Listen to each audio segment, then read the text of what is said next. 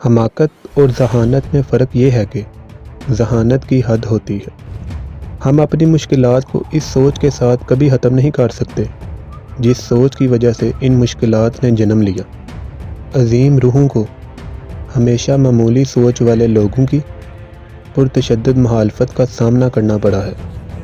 تعلیم حقائق کو سیکھنے کا نام نہیں ہے، بلکہ یہ دماغ کو سوچنے کے قابل بنانے کے لیے ایک ترتیب کا نام ہے۔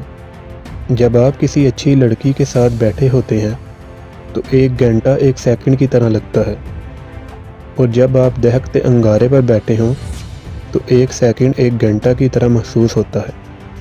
میں کبھی مستقبل کے بارے میں نہیں سوچتا کیونکہ وہ فوراً ہی آ جاتا ہے۔ کامیاب انسان بننے کی کوشش نہ کریں، بلکہ اصولوں کے حامل شخص بننے کی کوشش کریں۔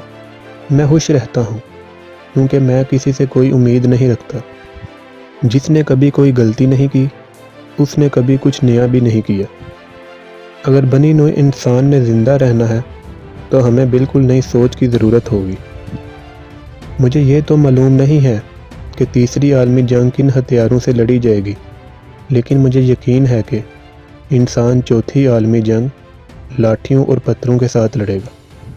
اگر ویڈیو اچھی لگی ہے تو ویڈیو کو لائک کریں، چینل کو سبسکرائب کریں اور ویڈیو کو اپنے دوستوں کے ساتھ ضرور شیئر کریں۔ شکریہ۔